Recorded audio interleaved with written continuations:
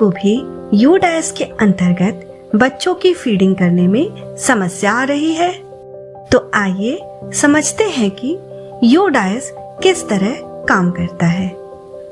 सबसे पहले आपको किसी भी ब्राउजर पर udaisplus.gov.in डालकर सर्च करना है और इस साइट पर क्लिक करना है, तो इस तरह का इंटरफेस दिखाई देगा।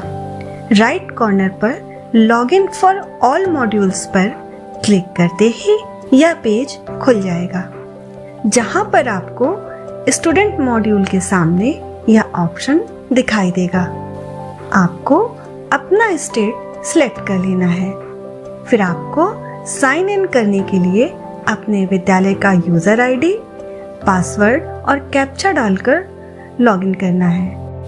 लॉगिन करते ही आपको वर्तमान और पिछला दोनों ही एकेडमिक ईयर दिखाई देने लगेंगे। आप चाहें तो पिछले एकेडमिक ईयर को क्लिक करके पिछले साल के बच्चों का पूरा रिकॉर्ड देख सकते हैं। इस पेज के राइट कॉर्नर में चूज एकेडमिक ईयर पर क्लिक करके आप फिर से पहले पेज पर आ जाते हैं, जहां पर क्लिक करते हैं तो वर्तमान साल के बच्चों की डिटेल दिखाई देने लगती है। इस पेज के लेफ्ट साइड में आपको प्रोग्रेशन एक्टिविटी का ऑप्शन दिखाई देगा, जिसे क्लिक करते ही 3 ऑप्शंस दिखाई देते हैं: progression module, import module, drop box, inactive student list. तो हम अगले भाग में इन्हें डिटेल में आइए समझते हैं कि प्रोग्रेशन मॉड्यूल क्या होता है। प्रोग्रेशन मॉड्यूल से तात्पर्य बच्चे की शैक्षिक प्रगति से है। प्रोग्रेशन मॉड्यूल में 3 ऑप्शंस होते हैं। जैसे ही हम गो पर क्लिक करते हैं तो हमें क्लास और सेक्शन सिलेक्ट करना होता है, तो उस क्लास के सारे बच्चों का डेटा दिखाई देने लगता है, जहां बच्चे का पेन अर्थात परमानेंट एजुकेशन नंबर, उसका नाम, जन्म तिथि, पिता का नाम, माँ का नाम, प्रोग्रेशन स्टेटस, मार्क्स का परसेंटेज, बच्चा कितने दिन स्कूल में उपस्थित रहा और बच्चा प्रमोट होने के बाद उसी विद्यालय में पढ़ रहा है या किसी और विद्यालय में नामांकित हो गया है, और बच्चा अगली कौन सी कक्षा में प्रमोट हुआ है। बच्चे से जुड़ी ये सभी तमाम जानकारियां हम यहाँ पर देख सकते हैं। हर बच्चे के सामने अपडेट और करेक्शन 2 ऑप्शंस होते हैं। अपडेट का मतलब है कि जो भी सूचनाएं प्रदर्शित हो रही हैं वही फीड है। यदि किसी छात्र के त्रुटिपूर्ण डेटा में संशोधन करना हो तो करेक्शन बटन पर क्लिक करेंगे तो यह पेज खुलेगा, जहां पर हम बच्चे के डेटा में बदलाव कर सकते हैं। प्रोग्रेशन स्टेटस में 5 ऑप्शंस होते हैं। प्रमोटेड यानी बच्चा उत्तीर्ण होकर अगली कक्षा में चला गया है। नॉट पास्ड अर्थात अनुत्तीर्ण। प्रमोटेड विदाउट एग्जामिनेशन अर्थात बच्चा बिना परीक्षा दिए ही अगली कक्षा में चला गया है। डिसकंटिन्यूड बिफोर एग्जामिनेशन अर्थात बच्चे ने परीक्षा के बीच में ही पढ़ाई छोड़ दी है।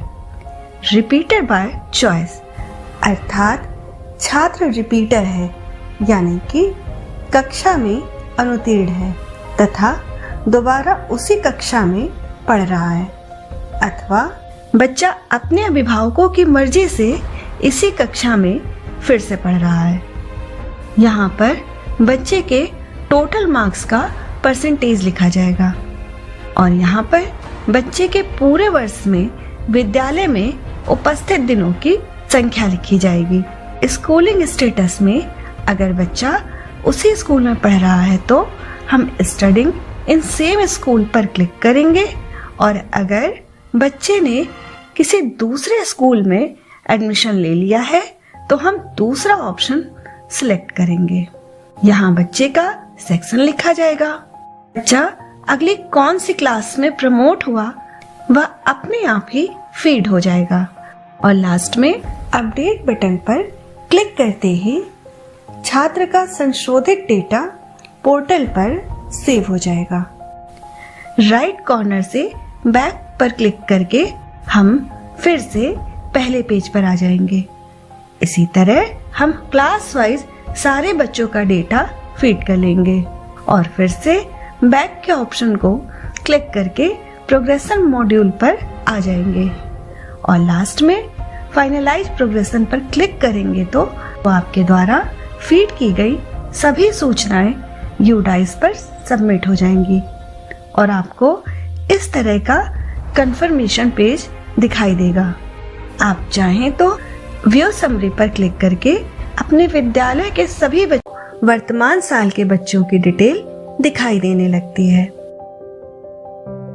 इस पेज के लेफ्ट साइड में आपको प्रोग्रेशन एक्टिविटी का ऑप्शन दिखाई देगा, जिसे क्लिक करते ही 3 ऑप्शंस दिखाई देते हैं: progression module, import module, drop box inactive student list.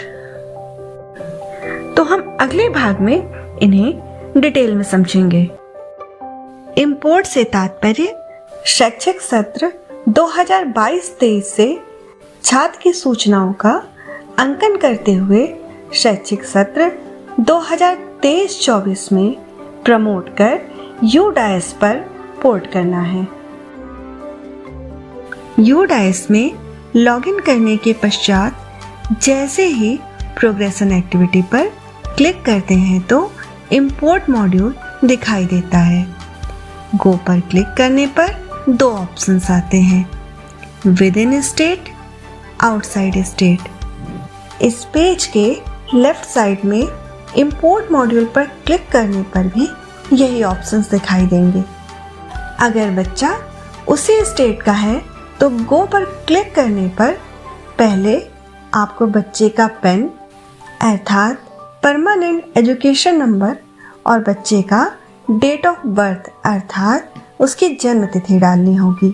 इसके लिए सबसे पहले बच्चे के जन्म का वर्ष, फिर माह और फिर तारीख इस तरह से फीड करेंगे।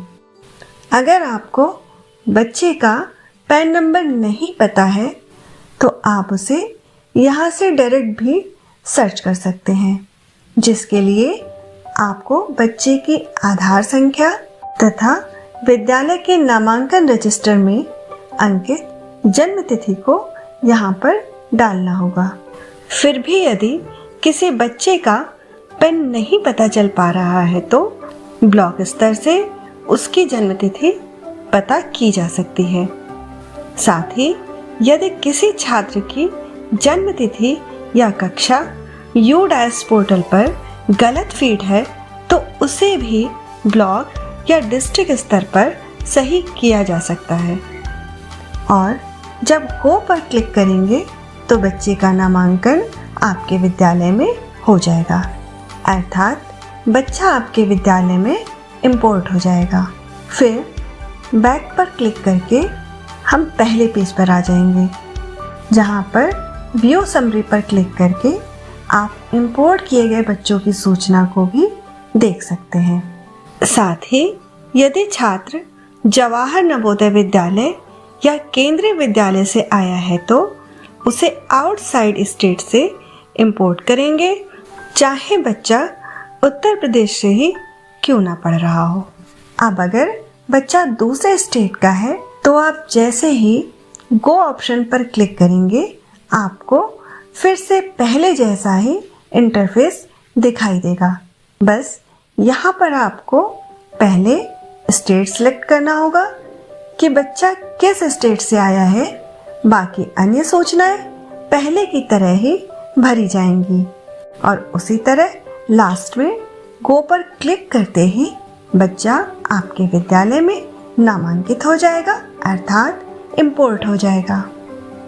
अगर कोई बच्चा 2022-23 में किसी विद्यालय में पढ़ रहा था परंतु यूडाइस पोर्टल पे नामांकित नहीं था तो उसे इंपोर्ट नहीं किया जा सकेगा, परंतु यूडाइस पोर्टल पे उसको ब्लॉक स्तर से जोड़ा जा सकेगा। Drop box inactive student list क्या है? यह उन बच्चों की लिस्ट है जिनका नामांकन अभी तक कहीं नहीं हुआ है। यहाँ से बच्चे के नामांकन की स्थिति को देखा जा सकता है कि बच्चे ने अभी तक कहीं एडमिशन लिया है या नहीं। इसके लिए UDAS में लॉगिन करने के पश्चात जैसे ही प्रोग्रेशन एक्टिविटी पर क्लिक करते हैं तो drop box inactive student list को देखा जा सकता है। अब गो पर क्लिक करते ही यह पेज खुलता है। यहाँ पर आप UDAS कोड के द्वारा किसी भी विद्यालय को डायरेक्ट सर्च कर सकते हैं और अगर आप चाहें तो यहाँ से किसी भी स्टेट के विद्यालय को मैन्युअली भी सर्च कर सकते हैं। इसके लिए आपको पहले स्टेट, डिस्ट्रिक्ट, ब्लॉक, फिर विद्यालय को मैन्युअली फीड करना होगा। तो इस तरह आप उस विद्यालय के बच्चों के डेटा को देख सकते हैं। इस लिस्ट में आपके विद्यालय के वो बच्चे हैं जिन्होंने या तो आपके विद्यालय में उच्चतम कक्षा तक अपनी पढ़ाई पूरी कर ली है या अपनी पढ़ाई बीच में ही छोड़ दी है। बच्चे का पैन नंबर, नाम, उसके पिता का नाम, माँ का नाम, उसके पिछली कक्षा तथा एलिजिबल क्लास अर्थात बच्चा अगली कौन सी कक्षा में नामांकित होगा, आधार संख्या आप यहाँ पर देख सकते हैं। बच्चों के नाम के आगे इंपोर्ट पर क्लिक करेंगे तो फिर से बच्चे के नामांकन अर्थात इंपोर्ट का पेज ओपन हो जाएगा और जैसे जैसे बच्चे का नामांकन होता जाएगा और बच्चा UDAS के अंतर्गत इंपोर्ट होता जाएगा, इस लिस्ट से बच्चे का नाम हटता जाएगा। बच्चे ने आपके विद्यालय से निकलकर किसी और विद्यालय में एडमिशन लिया है या नहीं, इसका डेटा भी आप देख सकते हैं। इसके लिए जब आप प्रोग्रेशन मॉड्यूल में व्यू समरी पर क्लिक करेंगे तो आप देखेंगे कि स्कूलिंग स्टेटस के अंतर्गत जिन बच्चों के सामने लेफ्ट स्कूल विद TC और विदाउट TC अंकित है, ये वो बच्चे हैं जिन्होंने TC लेकर या बिना TC लिए विद्यालय छोड़ दिया है। और स्कूल कॉन्टैक्ट डिटेल्स पर क्लिक करके आप यह देख सकते हैं कि बच्चे ने इस विद्यालय से पढ़ाई छोड़ने के बाद किसी और विद्यालय में एडमिशन लिया है या नहीं। जैसे कि हिमांशु नाम के बच्चे की डिटेल अगर आप देखें तो अभी भी इसके UDAS कोड और स्कूल के नाम के आगे ड्रॉप बॉक्स लिखा है। इसका मतलब है कि इस बच्चे का नामांकन अभी तक कहीं नहीं हुआ है और आप इसे ड्रॉप बॉक्स में भी देख सकते हैं।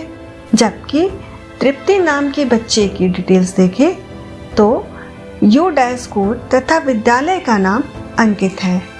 इसका मतलब है कि इस बच्चे का नामांकन इस विद्यालय में हो चुका है और अब इस बच्चे का नाम ड्रॉप बॉक्स लिस्ट में नहीं दिखाई देगा।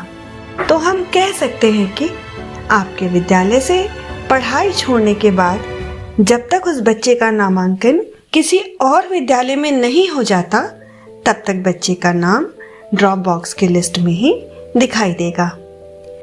इस तरह आप ड्रॉप आउट बच्चों का रिकॉर्ड भी सुरक्षित रख सकते हैं। धन्यवाद।